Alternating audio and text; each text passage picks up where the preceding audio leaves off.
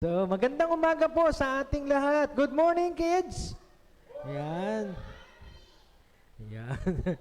Magandang umaga din po sa bawat kapatiran na nandito po sa ating iglesia o sanctuary. At salamat din po sa ating mga kapatiran na nandyan po sa online at patuloy na sumasama sa ating pananambahan at pakikinig ng kanyang mga salita. So nais po natin batiin ang mga tagapangarap na nandyan po at nakaantabay po sa atin, katulad ni Cathy at saka ni Delmar at maging si Rizalea. Yan, mga tagapangarap na nandyan po sa ating online ngayon. Kasama din po natin ang nasa Manila, si Tita Ching, na lagi pong sumasama sa atin. Salamat po, Tita Ching, sa pagsama nyo sa amin sa tuwing tayo ay may pananambahan sa ating pong gawain dito. And of course, yung pong nandito lang po sa syudad, kaya lang siguro may dinaramdam or may mga si Rosalie at saka si Cindy. Yan. And yung ating pong mga kapatiran sa States, katulad ni Ate Sinta at saka ni Joy, nakaantabay din po sila sa atin. At maging ang mga si Ate Tess Galvez, lagi pong nakasama natin. Alam niyo po, meron po tayo mga regular attenders, hindi nga alam po natin sila kasama physically, pero regularly kasama na natin sila virtually, At yung mga kamag-anak ko po na kasama na po siyempre si Ate Vicky, na siya pong nagbibigay ng itong ating FB Live na link sa ating pong sa amin pong mga kamag-anakan, katulad ni Ate Alice Lacerna na nasa Cavite, at maging si Nati at saka si Neslin na nasa Marikina at saka Quezon City. Okay? I hope wala akong na-miss at lahat naman ay mukhang nasabi ko. Salamat po sa inyong pagdalo, sa pagsama sa amin, at maging yung mga later pa sila nanunood, yung pong mga replays, yung mga replays natin. So, salamat po sa inyong pong panunood, kasi marami po akong estudyante na nanonood ng replay natin. Okay? So, natutuwa naman po ako at hopefully ay makasama ko sila sa pagbati next time. Kaya lang, syempre may kasabay na Sunday service din sila sa kanilang mga local churches. Yet, pinapanood po nila yung mga replay natin, okay, within the week. Kaya pagka kami ay nagkikita online sa aming pag-aaral, ay napag-uusapan namin kuminsan yung topics na dinidiscuss natin dito. Welcome po sa ating lahat at magandang umaga minsan pa sa bawat isa. So ngayon pong araw na to ay unang linggo ng June. Kaya mamaya po magkakaroon po tayo ng tinatawag nating breaking of the bread. Okay? So i-recognize po natin yung kamatayan at muling pagkabuhay ng ating Panginoon at anong kahalagahan nito sa ating mga buhay, na siya'y namatay para sa ating mga kasalanan, ngunit nabuhay na muli upang tayo ay bigyan din ng buhay na walang hanggan sa sino mang sumasampalataya sa Kanya. Kaya nga po, mamaya ay handa po natin ang ating mga sarili dito po sa tinatawag nating breaking of the bread. Yung mga nasa tahanan po nila, pwede po kayong magaya kahit anong tinapay at saka inumin. Kahit yan po ay kape, okay, juice, o kaya kung may red wine kayo, i-prepare nyo po as we celebrate the breaking of the bread mamaya po. Okay? Salamat po sa inyong lahat at tayo po ngayon ay magpapatuloy ng ating pag-aaral sa Gospel according to St. John. Okay, chapter 9 from verse 1 to verse 12. So yung pong buong chapter 8, okay, ay nakita po natin na ang ating Panginoong Jesus ay nakipagtalastasan sa ilang mga Hudyo at saka mga religious leaders during his time patungkol po sa identity ni Jesus. Okay? At ang pinaka-impact noon ay dahil meron po silang celebration of the tabernacles, ay yung pong pagsasabi niya na He is the light of the world. Okay? Alam niyo po, na-imagine ko kung paano na nagliliwanag noon ang Jerusalem, ang temple, pagkatapos, eto ngayon siya, papasok siya. I am the light of the world. So parang, Kahit wala yung mga symbolism ng Old Testament na by the pillars of fire ay merong light ang Israel as they journey in the wilderness before entering the promised land, the Canaan. Yet, eto ngayon si Jesus. Parang finufulfill niya yung symbolism na yon nung naaraw. Ako ang liwanag ng sanlibutan. Okay? Kaya nga parang andoon ang pinaka sentro ng pinaka tinuturo niya. And now, here comes last week, di ba? Nandun na yung banta ng mga Hudyo na babatuhin na siya. Okay? Dahil sa kanyang declaration na before Abraham was, I am. At mabigat po sa kanila yung salitang I am dahil yun ang pagpapakilala ni Yahweh kay Moses. Kaya nga po, eto na yung mga Hudyo, galit na sa kanya at nais na siyang batuhin. Pero, okay, his time has not yet come, kaya nakaalis po siya noon. At sa dami ng mga tao, ay hindi nila agad-agad basta mababato siya. Kaya nakalusot siya sa crowd at ngayon, makikita na po natin yung senaryo. Ano po nangyari pagkatapos noon? Okay, kaya inaantabayanan po natin, no, isa-isa. Yung pong life, of course, nagsimula tayo sa the birth, the life, the ministry, ito na ngayon, ang ministry ng ating Panginoon, and later, the passion, the death, and resurrection of our Lord Jesus Christ. So, using the harmony of the Gospels, pinag-aaralan po natin ang lahat ng ito upang lubusan nawa natin makilala ang ating Panginoong Jesus. Kasi marami sa atin dito, naglilingkod na, okay, may ministry na, pero baka pag tinanong, sino ba si Jesus? Hindi natin kilala kung sino siya. Yes, we may declare Jesus personally as a friend, okay? As a father. Pero who really Jesus is based on the Bible? That He's not just simply a friend or a father. He is God. Okay? He is Lord. And He is Savior. Okay? So, kasi alam niyo po, yung pagka sinabi nating friend, no? Yung friend, pwede tayong baliktarin later. Of course, Jesus will not do that. Pero pagka kaibigan lang, pwedeng merong masabi ang kaibigan mo na ikasama mo ng loob. Pero pagkakilala mo siya as your Lord, ay kahit yung sasabihin niya, makakasama ng loob mo, dahil Panginoon mo siya, susundin mo siya. Magpapasakop ka sa Kanya. Kaya iba po ang dating ng Biblia when it comes to revealing who Jesus is. At yun po ang nais nating ipakilala dito ngayon. Si Jesus bilang Diyos, bilang Panginoon, at bilang tagapagligtas. Okay? So now, titingnan po natin yung susunod na senaryo na. Okay? Who Jesus is. Pero kung titingnan po natin, hindi pa niya po, pinahayag na niya nung una sa John chapter 8, yung as the light of the world, dito, i-intensify niya yon. Okay? Ipapakita niya yung application as being the light of the world. Dito po sa chapter 9. At nakita ko po, pwede kong i-preach ng one time lang yung chapter 9. Pero nakita ko po, meron pong iba't ibang forms. At yun po ang nag-inspire sa akin para hatiin sa 3 linggo. Ito pong John chapter 9. At pagdating po sa 4th Sunday, John chapter 10 na tayo. Ayan. Okay? So, hilingan ko po lahat.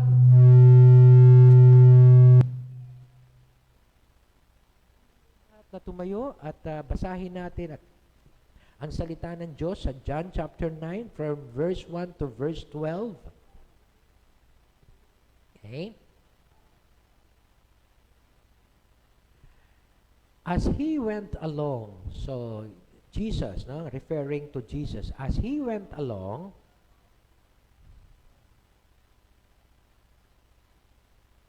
He saw a man blind from birth. His disciples asked Him, Rabbi, who sinned, this man or his parents, that he was born blind? Neither this man nor his parents sinned, said Jesus. But this happened so that the work of God might be displayed in his life. As long as it is day, we must do the work of him who sent me. Night is coming when no one can work. While I am in the world, I am the light of the world. Having said this, he spit on the ground, made some mud with the saliva, and put it on the man's eyes. Go, he told him, wash in the pool of Siloam. This word means sent. So the man went and washed, and came home seeing. His neighbors and those who had formerly seen him begging asked, "Isn't this the same man who used to sit and beg?" Some claimed that he was. Others said, "No, he only looks like him." But he himself insisted, "I am the man." "Where is this man?" they asked him. "I don't know," he said. "How then were your eyes opened?" they demanded. And he replied, "The man they called Jesus made some mud and put it on my eyes. And he told me to go to Siloam and wash. So I went and washed, and then I could see." Tayo po'y manalangin. Salamat po minsan, Panginoon, sa pagkakataong ito na muli naming matutunghayan ang iyong mga salita. Makikilala ka pa namin ng lubusan upang nang sa ganon, kung ano man po ang ipinahahatid mong mensahe sa amin, ay magawa din po namin sa aming mga buhay. Tulungan mo po kami, Panginoon, na maunawaan namin ang iyong mga salita. At ang iyong banal na Espiritu ang siyang kumilos sa aming mga buhay upang bigyan kami ng kapangyarihan at kakayahan na magawa po namin ang iyong mga kalooban. Kaya, Panginoon, ipinagkakatiwala po namin sa iyo ang pangangaral at pag-aaral ng iyong salita. Ikaw po ang matanghal at mabigyan ng luwalhati. Sa pangalan ni Jesus. Amen. Amen. Amen. Mari na po tayo makaupo. At yung ating mga Sunday schoolers ay niyayaya na ni Kuya Jason. Careful lang mga anak, ha? Careful. Sa pagbaba sa hagdan, huwag magtutulakan. Ayan. Madami po kasi itong mga kabataan natin ngayon, no? At napakalaki po ng role ng iglesia upang maalalayan sila sa spiritual being nila. Okay? So tayo naman po ay makikinig din ng salita ng Diyos sa mga sandaling ito. At meron po akong gustong iparinig sa inyo, no? Bagamat alam ko ang iba sa inyo ay familiar na dito. Lalo na si Jerry. Yeah? Kasi 'di ba, Jerry, sa bawat pinto ng buhay may wasto at may mali. O, tamo, alam niya, kabisado ni Jerry. At sa bawat nilalang may bulag, may pipi, at may bingi. Madilim ang iyong paligid. Tinuloy, ating gabing walang hanggan. Anyo at kulay ng mundo, sa'yo'y pinagkaitan. Huwag mabahala ka, ibigan, isinilang ka mang ganyan. Isang bulag sa kamunduhan, ligtas ka sa kasalanan. Ito po ang application, ang relevance ng kantang yun sa panahon natin ngayon. Hindi nalalayo sa'yo ang tunay na mundo.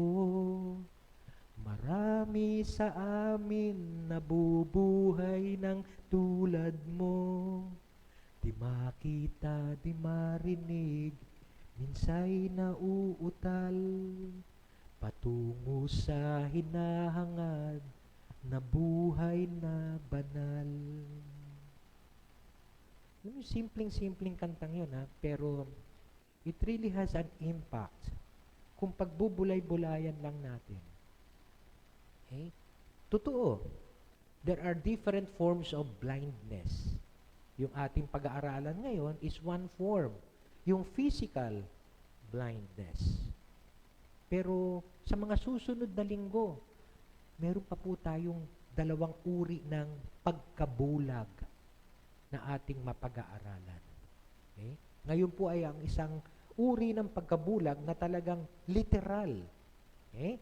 Kaya nga po, one form of blindness is physical. Yung talagang wala kang nakikita. Okay? Kayo ba ay nakaranas na ng ganon at one time na hindi kayo makakita? Ako, alam niyo po, mayroon pong ibang mga kamag-anak ako, no? Si Ate Vicky at saka si Tony Ann, na talagang nahihirapan na po ang isang mata nila. Hindi na po halos talaga sila nakakakita. Parang nauuwi na sa physical blindness. But then, even with these different forms of blindness, there is still one truth. And for me, that is the main idea of the chapter. Ito pong pag-aaralan nating chapter 9, ang pinaka-idea po nitong ating chapter 9 ay matatagpuan po sa verse 3 to verse 5. John chapter 9, verse 3 to verse 5. And Jesus said, "But this happened so that the work of God might be displayed in His life." Alam naman natin yung senaryo mamaya, di ba? As long as it is day, sabi po ni Jesus sa kanyang mga alagad, we must do the work of Him who sent me. Night is coming when no one can work. While I am in the world, I am the light of the world. Para sa akin po, matagal, na-preach ko na po ito kung tutuusin eh. Pero emphasis ko nandun sa pagkabulag and sometimes dun sa faith, okay, nung bulag. Pero habang pinag-aaralan ko, marami pa rin ako nadidiscover eh. Mamaya makikita po natin yun, ha? Kasama po mapag-aaralan natin yung may pananampalataya ba yung taong bulag kay Jesus? Okay? Pero habang itong lately po na talagang pinagbubulayan ko yung salita ng Diyos, parang binago niya ang aking perception na ang pinaka chapter 9 is all about Jesus being the light of the world. And that won't contradict yung ating previous lessons. Nagpapakilala siya na I am the light of the world, parang sa mga Hudyo, theoretically, but this time, or theologically, but this time, chapter 9, practically, pinakita niya that He is the light of the world. Kaya, nakita ko po't na bagong aking atensyon na, oops, it's not about the blind man. It's not about the faith. It's about Jesus being the light of the world. At, napansin ko po yung sinabi niya, we, from correcting the disciples on their issue, theological issue, sino nagkasala sa pagkabulag ng taong ito, sinabi niya, neither the parents nor the man, but this happened so that the work might be displayed in his life, upang maipakita ang gawain ng Diyos sa kanyang buhay. Pagkatapos, siningit ni Jesus sa kanyang mga alagad, we. Kaya habang pinag-aaralan ko po ito, sabi ko, yes, Lord. Kasama kami dito. Brothers and sisters, parang sinasabi po sa atin ng Panginoon ngayon, we must do the work of Him who sent Him, who sent Jesus. For night is coming when no one can work. Yes, Jesus was the light of the world while I am in the world. And dumating din ang panahon na siya, He was taken away from this world. and He resurrected. Now, tayo pong mga naiwan dito, we must still do the work of Him. The work of Jesus. Kaya nga po, naging tanong po natin dito ngayon sa umagang ito what must we do to do the work of Jesus? Anong dapat natin gawin para magawa din natin kung ano yung gawain o ginawa ng ating Panginoong Jesus during His earthly ministry? Okay? At nagpakita po siya ng napakagandang example. Okay? Not only revealing Himself, but giving an exemplary demonstration of what life or ano ang work na dapat nating ginagawa. Kaya po, ito po yung application. Kasi kahit na anong theological approach ang gawin natin, makilala natin ang gusto, si Jesus, who He is. Kung wala naman tayong application sa ating mga buhay, walang magiging kabuluhan. Sabi nga nung 2 Sundays ago, sabi nga ni Jello, act like Him. Okay? Sino ang may tunay na pananampalataya sa Panginoon? He who abides in His Word. He who, ano nga ba yung pangalawa? Acknowledges that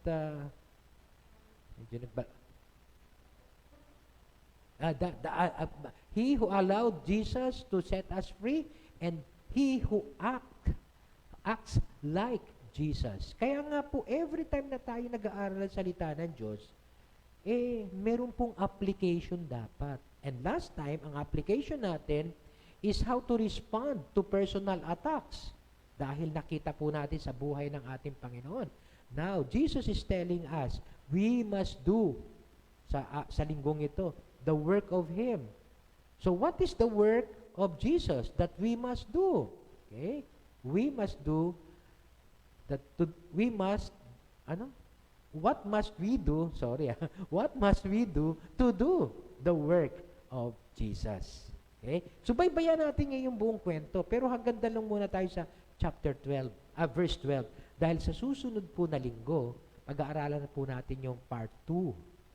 Okay? Another form of blindness. Ito pong nakita ko sa first 12 verses, it's about physical blindness. Pero sa susunod na linggo, another form of blindness. And on the third week, another form of blindness. Kaya nga po, hindi lang tayo magfo-focus sa physical blindness or even sa theological issue na tanong ng kanyang mga alagad. Kaya balikan po natin yung kwento sa John chapter 9, verse 1 and 2. Pero tandaan po natin yung ating tanong, what must we do to do the work of Jesus? Verse 1 and 2, as He went along, He saw a blind man from birth. Ibig sabihin, mula nung ipinanganak, bulag na. His disciples asked Him, Rabbi, who sinned, this man or his parents, that he was born blind? Alalahanin po natin, last week, sa John chapter 8, nakatakas siya. Okay? Doon sa mga balak bumato sa kanya. Okay? Although, he was misjudged, he was slandered, he was insulted, tuloy pa rin, Tuloy pa rin ang ating Panginoon at sa kanyang pagmiministeryo at nakakita siya ng isang lalaki na bulag mula sa pagkabata. At nadidescribe po sa mga ibang verses that he was a beggar, nanghihingi ng palimos. Now, ang mga tao during those times, gusto po nating tingnan yung konteksto nila. During their times, pagka ganito mga bulag, ang iniisip ng mga tao, makasalanan. Okay? Kasi ang Diyos ay pinagpapala lang daw yung mga mabubuti at matutuwid. Kaya yung mga ipinanganak na may sakit, bulag, pipi at bingi, ay naku, may kasalanan yan. At sa kanila may kasalanan, maaring yung magulang at saka, or yung anak. Kaya nga, yun ang naging issue ng kanyang mga alagad. Sino ba nagkasala? Nung araw daw, ganito na nabasa ko sa isang commentary. Halimbawa, isang prostitute na babae, na buntis. yun daw bata doon sa sinapupunan niya ay may kasalanan na rin ng adultery o prostitution. Kaya pag pinanganak yon, makasalanan din. Okay? Kaya nga, ina-attribute nila na may ginawa ito, kaya nagkaroon ng ganitong pagkabulag. Kaya nga ang tanong nila, sino ba nagkasala? Yung magulang o yung bata? Alam ng mga tao kasi na pagka mayroong ganitong sitwasyon, they are under divine punishment. Pinaparusahan sila ng Diyos. At para sa kanila, mga, anong bang tawag doon? Hindi na, salot ba sa lipunan? Hindi naman, kasi yung salot gumagawa ng mga mali, ng kalokohan, mga drug addicts, mga kriminal, salot sa lipunan. Pero sila ay parang, nuisance. Okay? Nuisance din sila sa lipunan. Ganun po ang tingin nila sa mga ganitong tao. At iniiwasan nila. Okay? So, they avoid seeing them. So, parang sila, hindi ka nila nakikita, at ikaw ngayon, parang hindi mo rin sila nakita. Kasi, iniiwasan mo rin sila. Parang pagka nasa kotse lang ako, at may kakatok sa bintana, o parang hindi mo nakita, nakatingin ka lang sa ayaw mong tingnan iniiwasan mo no? So, by the way sa balita daw yung hinuhuli daw yung mga ganun, at pati daw yung magbibigay, huhulihin. May batas na ganun ngayon, Okay? Kaya mahirap din ba? Umiya, madamay, tumulong na lang tayo, pero wag sa ganung klase. Kasi hindi naman po sinasabi ko na nakakaawa sila. Yes, totoo naman. Kaya lang, paano yung batas? Okay? Kaya nga, kailangan maging balanse din tayo sa ating pagtulong. Kasi talaga maaaring maging biktima tayo ng mga ganito. Yet, kuminsan parang ayaw mo silang tingnan. Diba? So, they do not see us, sa kanilang panahon, they do not see the people, and the people avoid seeing them. Okay? Iniiwasan din nilang makita. Kaya nga, si Jesus, kitang-kita yung difference sa kanya ng ibang ginagawa ng mga Hudyo. Sabi diyan, he saw a man blind from birth. Siguro nung nakita niya yung mamang yun na namamalimos at nakita niyang bulag mula sa pagkabata, nagtanungan ngayon hahinto at nagtanungan yung kanyang mga alagad. Rabbi means, ibig po sabihin ng rabbi, teacher. Okay? Sino po nagkasala? Itong taong ito o ang kanyang mga bulag? Na ipinanganak siyang bulag. So parang wala naman silang intention siguro na anong bang tawag doon? Na tumulong. Pero theologically speaking, baka naguguluhan din sila. Parang isang Bible study ba?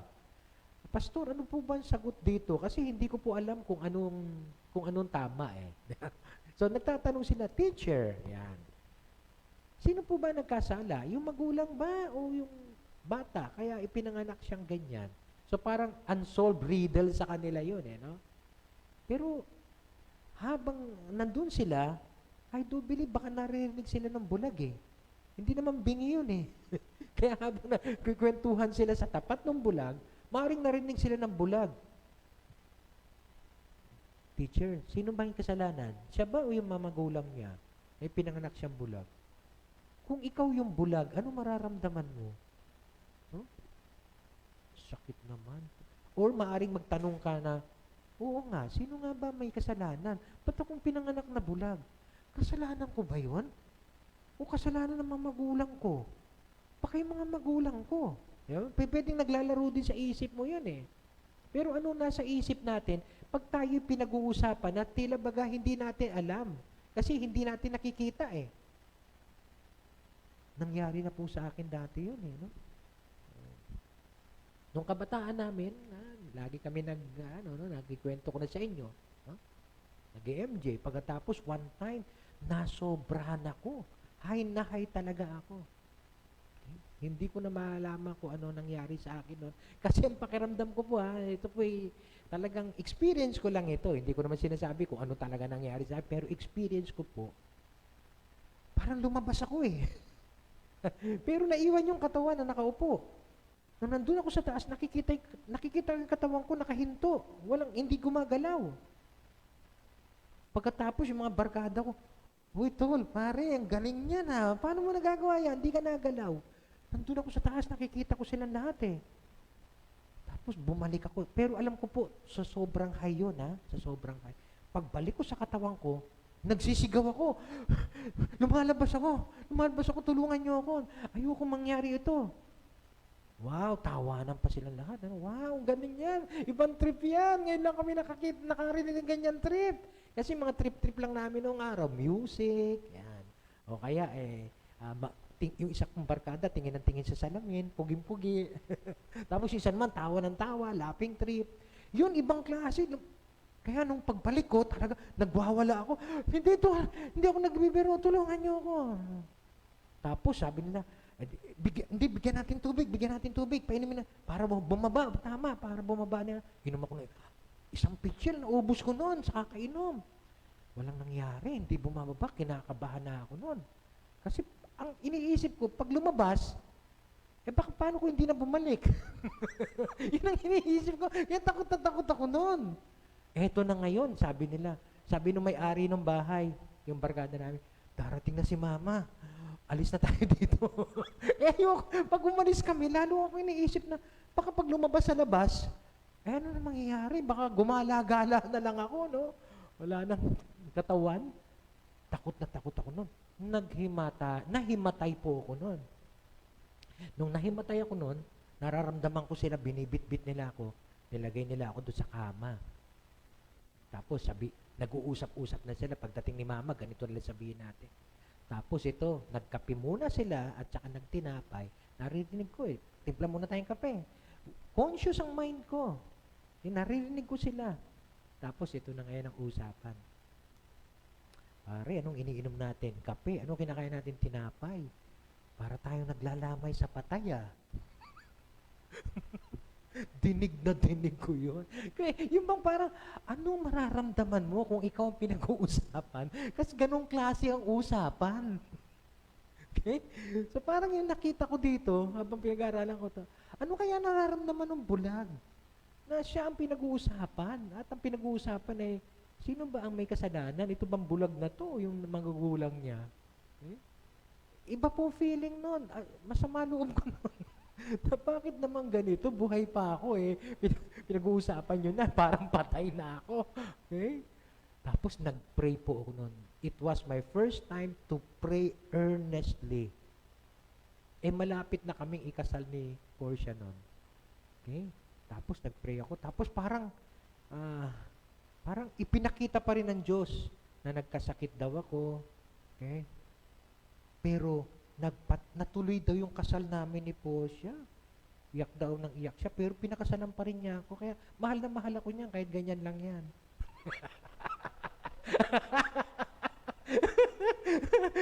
Yun sa panaginip lang. Vision lang yun vision lang. Pero paggising ko nun, medyo, Lord, ingatan mo ako. Doon ako talaga nag-pray kay Lord na tinawag ko siya Lord. Dati kasi pag nagpipray ako, may kopya, may kode ko. So pagkatapos nun, bumangon na ako. Sabi nila, bakit? Kaya ko na, labas na tayo. So labas na kami. Pero alam niyo po, sobrang kabak ko noon. At nung gabing yun, humarap pa ako doon sa father-in-law ko. Nakikipagkwentuhan, pero sobrang high ko pa rin noon. Yet, the Lord delivered me at that point. Okay? So yung naisip ko po, yung nararamdaman ng bulag. Kung kayo ang pag-usapan ng ganon, ano kaya mararamdaman nyo? I do believe hindi po ganun kadali yung tanong ng mga alagad na yun. At maging yung bulag, maaring magtatanong sa kanyang sarili, oo nga, Lord, sino nga ba may kasalanan? Ako ba o yung mga magulang ko? Bakit nga ba, Lord, may mga taong namimigati? Bakit ba may mga taong nahihirapan? Bakit ba pinapahintulutan mo, Lord, na yung mabubuting tao, sila yung nagsasuffer? Ang isang tanong na sumagi sa isip ko is, mananatili pa ba tayong tapat kay Lord kung halimbawang tayo ay dumadaan sa mga ganitong uri ng suffering o conditions in life? And even hindi natin nauunawaan kung bakit ganito ang buhay natin. Minsan kasi, alam ko, halimbawa, katulad itong nakaraang linggo, no? Talagang naano ko noon, panay ang prayer ko rin noon, Lord, tulungan mo ako. Okay? Wag niyo muna akong kunin, Lord. Kasi marami pa akong gustong gawin para sa inyong kaluwalhatian. Okay? Dahil sobra po ang palpitation ko. At alam ko kung bakit. Nasobrahan ako sa kape. Okay? The past week, talagang ang dami kong kapeng inainom noon. Kaya ganon. Kaya ngayon, hindi na po muna ako nagkakape. O, tandaan niyo po yung term. Muna.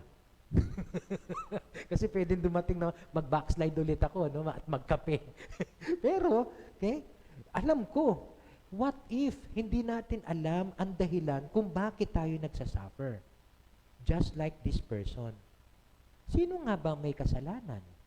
At siya ay pinanganak na bulag. Okay? So, hindi talaga alam ng mga alagad ng Panginoon yon. Pero, sinagot ba ng Panginoong Jesus kung sino ang may kasalanan? Alam na natin, ano? Hindi niya sinagot Sabi niya sa verse 3, neither this man nor his parents sinned. Kung minsan wag tayo basta-basta mag-judge no? Kung ano nangyayari sa mga tao. Lalo na hindi natin maintindihan kung bakit nangyari sa kanila ang mga bagay-bagay na to. Ang sabi ni Jesus, neither this man nor his parents sinned. But this happened so that the work of God might be displayed in his life. Pagka may nakita po tayo naghihirap, okay, do we see it as a problem? As a theological issue? Kung sino may kasalanan?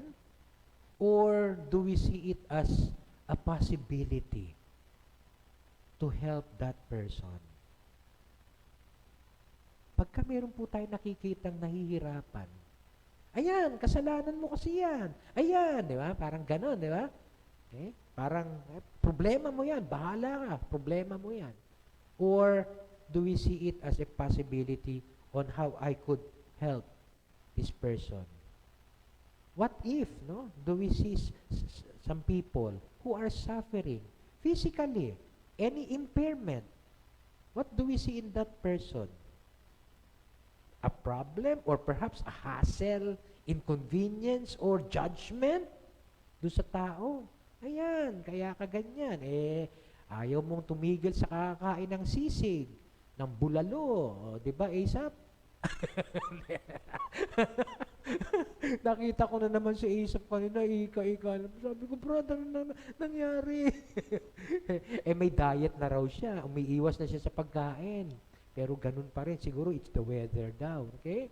Pero rather than judging Asap, rather than taking Asap as a problem, why don't we see the possibility and how we could help Asap? Yung mga ganun tipo ba?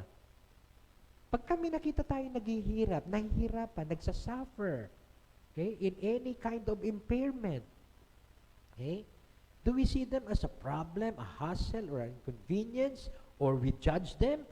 Or do we see it as a possibility, how can I help this person?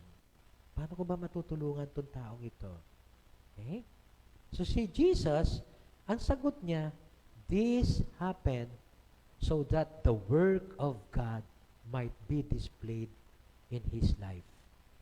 He did not answer the theological issue of the disciples. Sino ba may kasalanan? But rather, he addressed the solution to the problem so that the work of God might be displayed in his life. Again, balikan natin yung bulag. Kung yung bulag, narinig yung sagot ni Jesus. No? Kanina siguro nagtatanong siya, oo nga pala, Lord, sino nga ba talaga may kasalanan? Okay? But this time, nung narinig niya yung sagot ni Jesus, ano sa palagay niyo magiging reaction ng bulag? There could be hope. could be hope. Lord, may pag-asa. May pag-asa pa sa aking sitwasyon. Kasi the work of God might be displayed in my life. Di ba? Pwede, no? Pwede maisip niya yon. Pwede niyang isipin na, hindi naman pala ako may kasalanan. At hindi rin ang aking mga magulang. Kundi ito ay inalaw ng Diyos upang makita ang kapangyarihan ng Diyos na kumilos sa aking buhay. Kaya, alam mo, pagka ganito, na nag-aaral po ako, na-excite po ako kasi sabi ko, habang iniisa-isa ko, ang approach ko na po talaga ngayon, word by word, you know? Parang, ayan, kinikwento ko lagi sa inyo, ilagay natin sarili natin nandoon. Ano reaction? Ano reactions? Ano ang nararamdaman ng mga taong nandoon habang nang ganito ang nagiging kwentuhan? So I do believe nagkaroon ng somehow a hint of hope in the life of this blind person. May pag-asa. Nangyari sa buhay ko to dahil para maipakita ang kapangyarihan ng Diyos. So dito pa lang, nakita ko na po yung unang tanong, unang sagot doon sa tanong natin. What must we do to do the work of Jesus? Ang number 1 po is, we must be receptive to the needs of others. Yan. Maging sensitive po tayo. Matutunan po nating tanggapin yan, kung meron pong pangangailangan ng ibang tao. Yes, maaaring nagkasala yung tao, dahil din natin alam kung ano man, sitwasyon, pero hindi yun ang concern ni Jesus eh. Ang concern ni Jesus tinanggap pa rin niya ang taong ito in spite of his infirmities. Parang yung kahapon na message ko dun sa dedication ni Noah. Okay? The first thing we must do in order for us to connect with our children is to accept them. Okay? To embrace them in spite of their pasaway. Marami tayong mga anak na pasaway, di ba?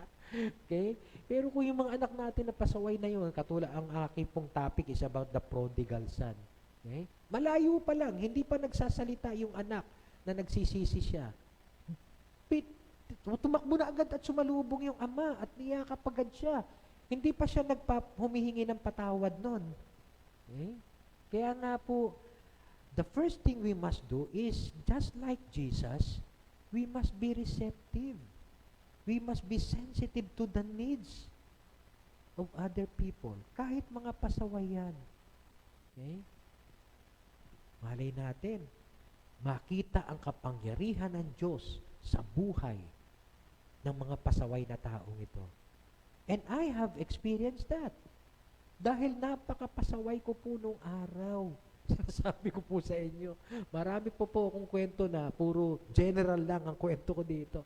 Pero marami pa po akong nagawa kasalanan, and yet the Lord was so sensitive with my needs that He embraced me and accepted me of who I am, even being pasaway. And His work was displayed in my life. He transformed me. He changed me. Ganun din po naman sa bawat isa sa atin. Kaya don't lose hope sa mga anak nating pasaway.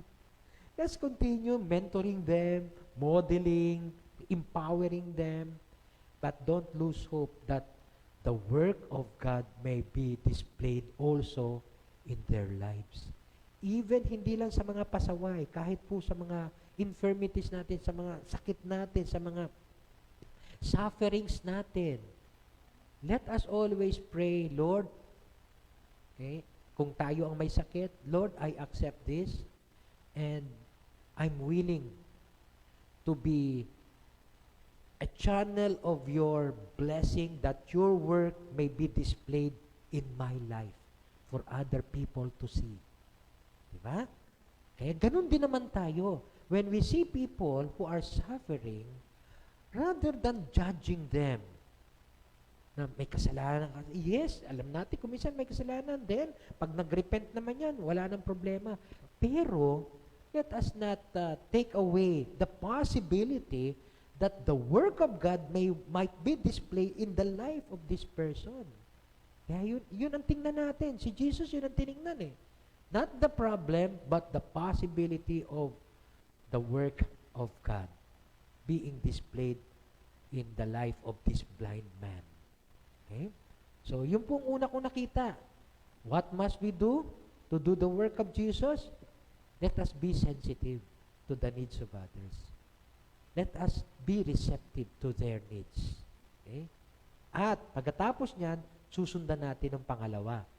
Susundan natin doon sa sinabi ni Jesus na this happened so that the work of God might be displayed in His life. Sa verse 3 and 5, as long as it is day, we must do the work of Him who sent me. Night is coming when no one can work. While I am in the world, I am the light of the world. Meron pong sense of urgency. Yung sinabi niyang yun. Night is coming. Parang yung Game of Thrones lang eh. Winter is coming.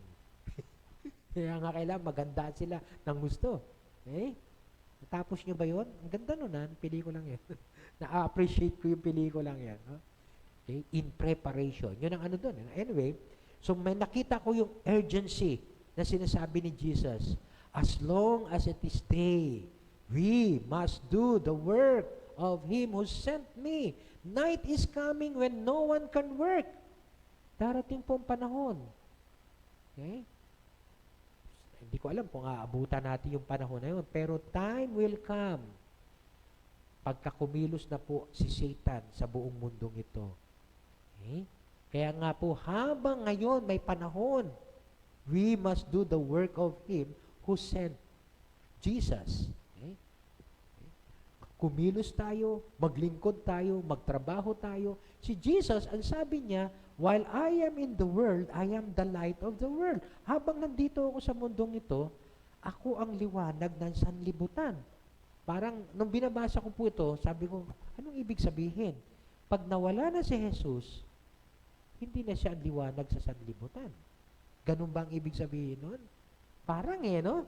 Kaya nga, sinasabi niya, habang nandito pa ako, kumilos tayo. We must do the work of Him who sent me. Okay? Kaya nga, inulit niya yung I am the light of the world in order for Him to demonstrate the power to take away the darkness. Para tanggalin ang kadiliman sa mundong ito. Kaya may mission ang ating Panginoon. Ang mission niya ay gampanan yung inutos sa Kanya ng Ama. At yun ay ipinapasa din niya sa atin. We must do the work of Him. Okay? Ang mission niya ay please ang Ama dahil sa kanyang bigay sa mundong ito and to reach out to men, especially to those who are in darkness. To reach out to them and minister to their needs. Kaya nga, katulad po, nung mga alagad na nagtatanong, sino kaya ang may kasalanan? Tayo, when we see also people who are suffering and who are in sorrow or in trouble, we must not blame them or inquire kung paano nangyari yan, but rather, let us take the opportunity to minister to them, to demonstrate God's almighty love. Ito na yung pagkakataon para i-display natin ang work of God. And what is the work of God? To reach out to them, to minister to them, that they may see the glory of God, and later, masumpungan nila that truly Jesus is the light of the world. Yung mga hindi naliliwanagan, at naguguluhan, bakit hindi natin lalong ipakita sa kanila si Jesus? Kaya nga po, ang second point ko, dalawa lang po ang point ko ngayong umagang ito, One is be receptive. The second point on what must we do in order to do the work of Jesus is we must be responsive. We must be responsive to the needs of others. Hindi lang yung makita natin, hindi lang yung maawa tayo sa nangyaring ito at hindi na natin sila husgahan. Okay na yun, di ba? Pero mas maganda, ano ba ang maitutulong ko sa taong ito na nahihirapan? Okay? Let us respond to the needs. Let us minister to the needs of these people who are suffering. Just like what Jesus did. Okay? Ano bang ginawa niya?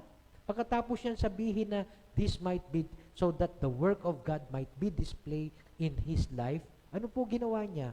Sa verse 6 and 7, having said this, nung sinabi niya na so that the work of God might be displayed in His life, so imagine niyo yung bulag, nakikinig sa pinag-uusapan nila. Tapos narinig niya, hindi kasalanan ng batang ito at hindi rin kasalanan ng kanyang mga magulang. Nangyari ito upang nang sa ganon, mapahayag ang kapangyarihan ng Diyos na kumilos sa kanyang buhay. Tapos biglang dumura si Jesus. He spit on the ground. Imagine mo, ikaw yung bulag. Bigla may dumura no? Bigla may dumura. Ano yun?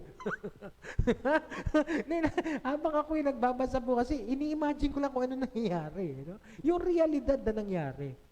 At itong bulag na to, siguro, familiar sa tunog na yon. Bakit? Maaari siguro maraming mga tao habang dumadaan at alam na siya'y bulag at siya'y namamalimos pa, duduraan. Diba? Kaya, ibig mo kung bulag ka, narinig mo lang yung dura eh. Medyo magugulantang ka din eh. Ganito na sana yung sinabi. Para makita yung kapangyarihan sa buhay po, katas dudura din pala. Katulad ng ibang tao. Ano ko lang yun ha, hindi po, wala po sa scripture yun ha. Akin lang po, sa Bible ko lang po yun mababasa. Biglang, nagulantang siguro, ano nangyari? Tapos si Jesus, doon sa kanyang dinura, siyempre putik yun, wala naman simento pa nung sa karga. Gumawa ng putik, kasi dinuraan niya, lupa eh. Gumawa ng putik. Tapos ipinahid sa mata. Kung ikaw ulit yung bulag, ano nangyari? may pinapahid na putik sa mata ko. Hindi kaya yung dura. Pero alam naman natin, no? Si Jesus, kung ilang beses na po yung kanyang pagpapagaling sa mga may bulag, di ba? Iba't ibang klase. Yung klaseng, iba't ibang klaseng ano yun, no? Pero parang, okay na sana eh. Tapos biglang dumura, parang nakaka-insulto eh. No? Dinuraan din naman pala ako. Okay? Pagkatapos, adding insult to the injury, okay? Yung dura, pinahid sa mata. Ano ba yan? Bakit ganito?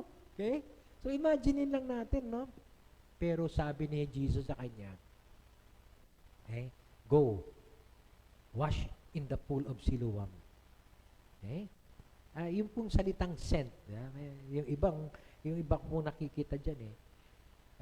We must do the work of the one who sent me. Ayan. Tapos ito ngayon, go to the pool of Siloam, which means sent. So parang pinahahayo din niya yung mama. Samantalang si Jesus, pinahayo ng Diyos Ama dito sa atin. Pinahahayo din niya. Go and wash in the pool of Siloam. Yun lang po yung sinabi ni Jesus. Meron po kayong nakitang pangako dyan ni Jesus? Meaning, go and wash yourself in the pool of Siloam and you will be healed. Wala eh. Wala. Walang pangako. Okay? Parang, okay. May puti ka sa iyong mga mata. Okay? Pumunta ka doon sa pool of Siloam at maghugas ka. Sa loob-loob ko, kung sa loob, nilagyan mo ng putik, pagkatapos ngayon, ako pahugasin mo. Parang gano'n, ano? Pero, siyempre, that's part of the story, no? But the man went. The man went and washed. Okay? Umalis yung mama, tumayo, at naghugas. Now, yung iba, binibigyan ng emphasis dito sa preaching is the faith of this man. Nung araw, kasama rin na tinuro ko na yun eh. No? Kung hindi sumunod yung mama, malamang hindi siya na-heal. Okay? Pero dahil sumunod siya, ay nagkaroon siya ng healing. So, pwede natin nga i-conclude na faith. Pero kung ikaw ba naman ang nilagyan, alam ba, no? Alam ba, dito sa atin ngayon, lagyan ko si Jerry ng mayonnaise sa mata. Oh, Brad, maghugas ka sa lababo. Hindi ba siya maghuhugas? Maghuhugas siya. Bakit? May mayonnaise yung mata niya. Diba? So, it could be because of the need, the necessity. May putik yung mata ko kailangan ko talaga maghugas. So, siyempre, bulag naman yun. Di naman kailangan may takipay mata para pumunta doon sa pool. Sigurado, kabisado na niya yan. Okay? Di ba tayo, pag kabisado natin yung lugar, sa bahay, kahit na brown out yan, alam natin na makakapa tayo makarating doon sa isang lugar na nandun yung kandila o flashlight. Kasi kabisado natin. And probably itong batang ito ay kabisado na rin dahil sa pagdadala sa kanila, sa kanya. Okay? So ngayon, nagtungo pa rin yung mama in spite of wala namang promise Wala namang sinasabi na pagka ikaw ay naghugas doon sa pool of Siloam, makakakita ka. Walang promise na ganon. Kaya nga, na-imagine ko marami pang ibang instances na si Jesus ay nagpagaling ng isang taong bulag. Sa Matthew chapter 9, okay? May 2 bulag doon na nagmamakaawa sa kanya. May faith sila na lumapit kay Jesus. Okay? At sinabi ni Jesus lang, tinouch lang yung mata nila at gumaling sila. Sa Matthew chapter 8, mas matindi yun. Kasi yung mata nung bulag doon sa Mark chapter 8, dinuraan mismo ni Jesus yung mata. Okay? Pagkatapos, niyaya niya sa labas, pagkatapos, may nakikita ka na ba? Parang mga puno po ang mga tao. Hinawakan uli ni Jesus yung mata at nakakita na siya ng listo. Sa Luke 18, si Bartimaeus naman. Pero yung Mark 8, walang faith na pinag-uusapan doon. Okay? Sa Luke 18, si Bartimaeus din. Narinig niyang damadaan si Jesus, Jesus, Son of David, have mercy on me. Yun, di ba? Pinatawag naman siya. Naiingayan sa kanya yung mga alagad, pinatawag siya. What do you want me to do for you? Sabi ni Jesus. I want to see. Okay? Your faith has healed you. So may faith issue sa iba. Yung iba, wala. Okay? Pero dito, sa mamang ito, hindi naman niya alam kung sino yung kausap na nag-uusap no? Pero dahil sinabihan siya na merong maghugas ka ng iyong mata sa pool of Siloam, dahil may putik yan, sumunod. Pumunta pa rin. Okay? So kailangan niya yun Pero, ano nangyari pagkahugas niya? And he came home seeing. Wow, that's the work of God. Okay? That's the work of God. Of course, hindi natin kayang gawin yun. Miracle yun di ba? Diyos lang ang may gawa niyan. Ang tanging Diyos lang ang kaya na magpagaling sa ganyang mga sitwasyon. Okay? But we can do the work of Jesus. How? By being receptive to their needs and at the same time, being responsive. Ano man ang kaya nating iabot o itulong sa tao, so be it. We have already done the work of God. Sabi nga ni Jesus, di ba, kahit isang basong tubig lang ang iabot mo sa nangangailangan nito, may reward ka na agad sa heaven. May reward ka na agad sa heaven. So, yun naman po ang nakikita natin dito, no? But then, only God, only Yahweh, only the Lord, only the Messiah can do this. Giving sight to the blind. Okay? At yun ay prophesied sa kanila. Okay? Sa Psalms 146, verse 8, the Lord gives sight to the blind. Alam ng mga Hudyo yun. Sa Isaiah 35, verse 4 to 5, be strong, do not fear, your God will come, and then will the eyes of the blind be open. So sa kanila, alam nila that the only one who could heal, who could give sight to the blind, is the Lord. God. Kaya nga, yung mga susunod natin pag-uusapan, makikita natin, how come hindi nila kayang tanggapin si Jesus as God? as the Lord, as the Messiah. Yun pong isang nakakalungkot. Okay? And ito pong ministry ni Jesus na to, bago siya nagsimula, inunahan na niya yung mga tao. Sa Luke chapter 4, na pag-aralan na po natin ito, no? Verse 16 to 21, he went to Nazareth, where he had been brought up, and on the Sabbath day, he went into the synagogue, as was his custom, and he stood up to read. So meron silang scripture reading. The scroll of the prophet Isaiah was handed to him. Unrolling it, he found the place where it is written. Okay. Unrolling it, he found the place where it is written, yung ayan, the Spirit of the Lord is upon me, because He has anointed me to preach. Ito po yung nasa Isaiah. Binabasa lang niya to. Binabasa lang ni Jesus ito sa Isaiah, sa book of Isaiah. The Spirit of the Lord. Parang yung katulad ng ginagawa ko dito. Binabasa ko lang yon. So sabi ni Jesus, the Spirit of the Lord is upon me, because He has anointed me to preach good news to the poor. He has sent me to proclaim freedom for the prisoners and recovery of sight for the blind, to release the oppressed, to proclaim the year of the Lord's favor. Then, he rolled up the scroll, gave it back to the attendant. Doon na ba tayo? Next slide, please. Ayan. Then, he rolled up the scroll, binalik niya yung scroll, gave it back to the attendant, and sat down. And the eyes of everyone in the synagogue were fastened to him. Kasi they were expecting that he will exhort, he will preach something based on the word he has read. Okay? So the eyes of everyone was fastened on him, and he began by saying to them, today, the scripture that you've heard is fulfilled in your hearing. Ano ba yung scripture? The Spirit of the Lord is upon me.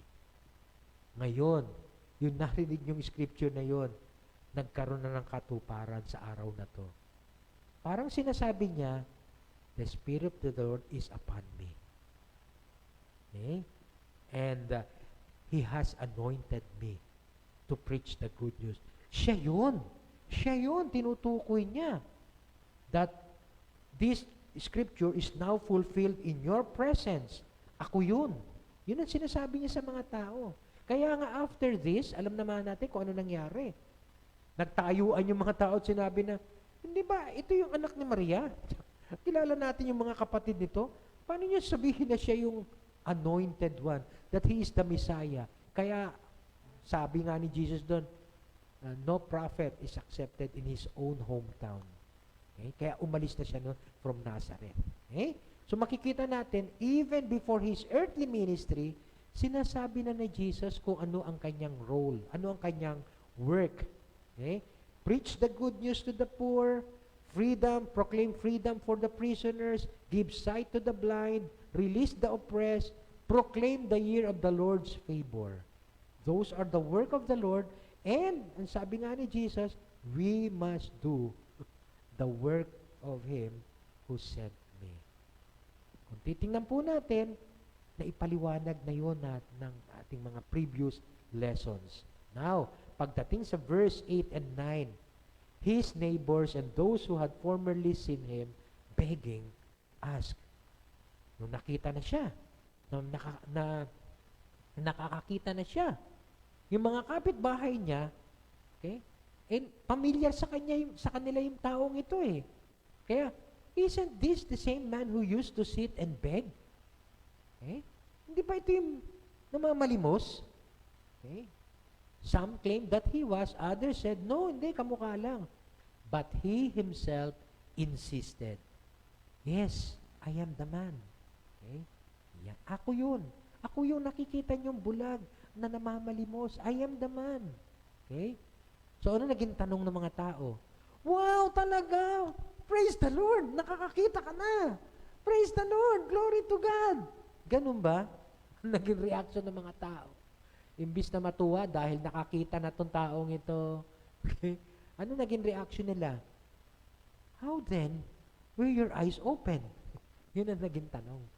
Ano nangyari? Bakit ka biglang nakakakita na ngayon? Imbis na magpasalamat na lang ba sa Diyos at magpuri, dahil isang tao na matagal nang nakaalipin sa pagkabulag ay ngayon nakakakita na.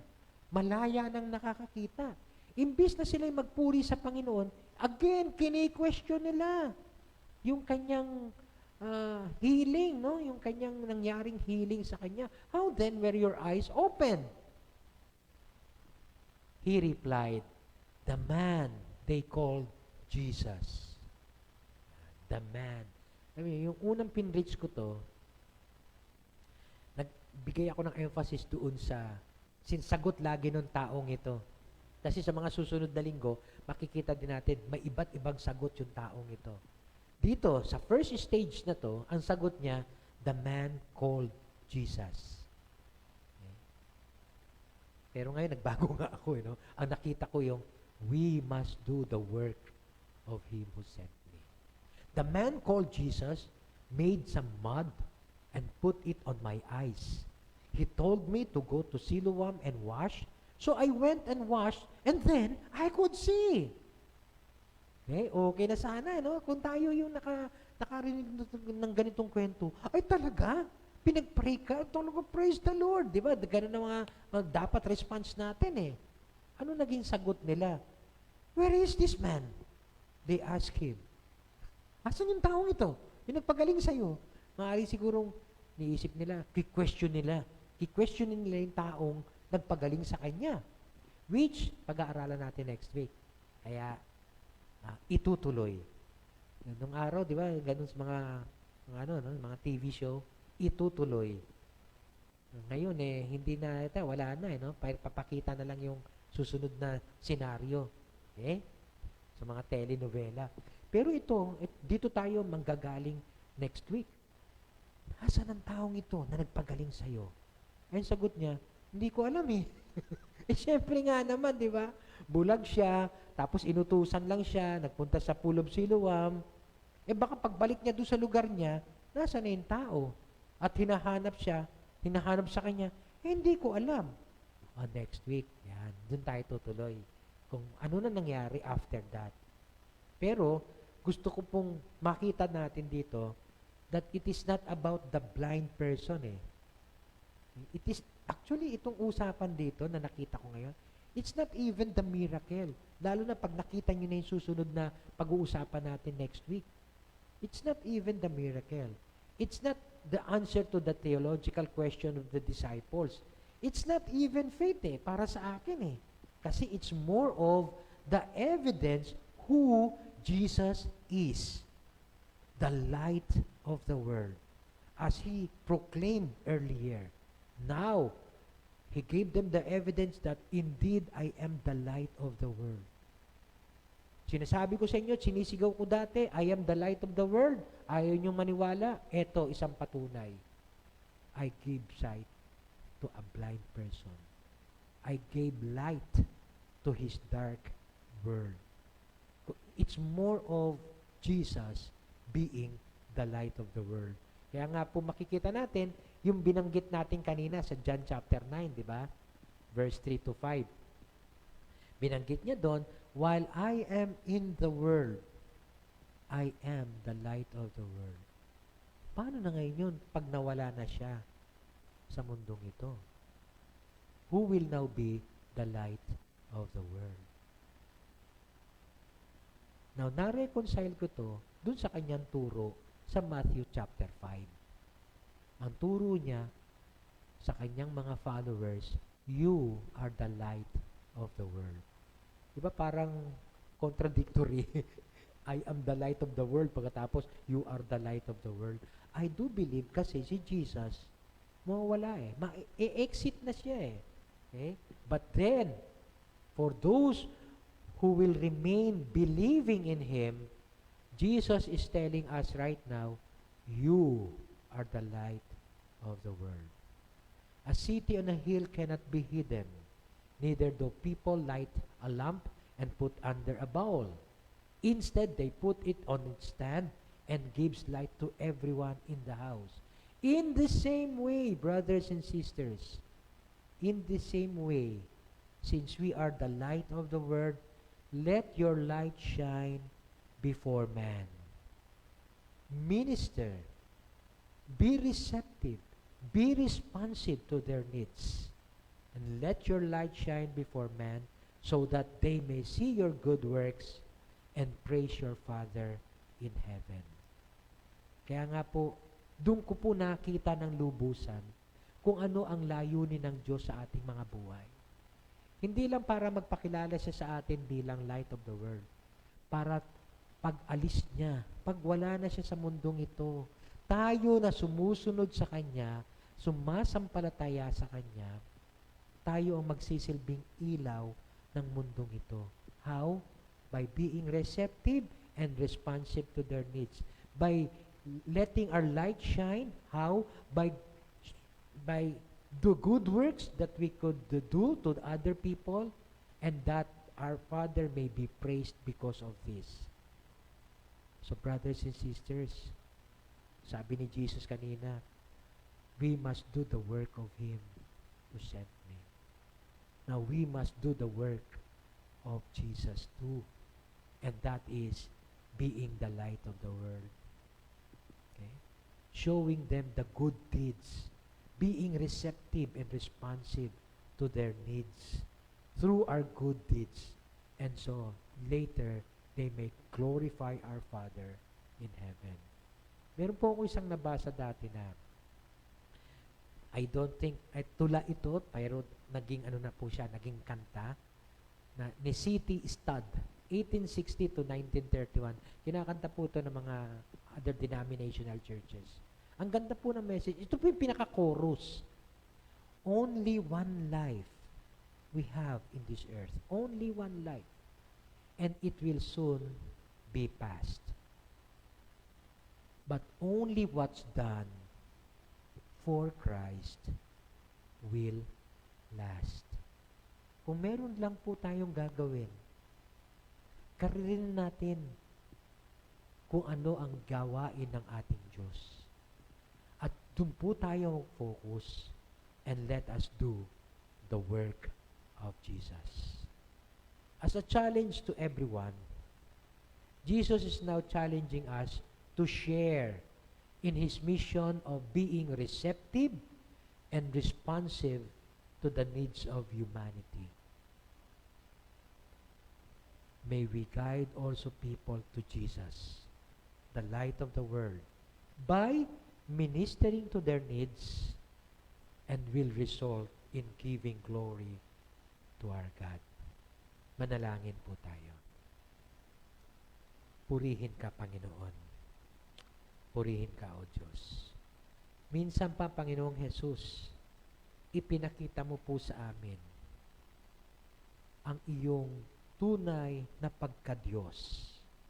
Ikaw lamang ang tanging makakapagpagaling ng isang bulag, physically blind. Yet, Lord, kami man po ay inatasan mo upang maging katulad mo, that we must also do your work, O God, being the light of this world. Salamat po, Panginoon, minsan pa, dahil pinalalahanan mo kami kung ano dapat naming gawin habang inaantay namin ang muli mong pagbabalik. Yes, Lord.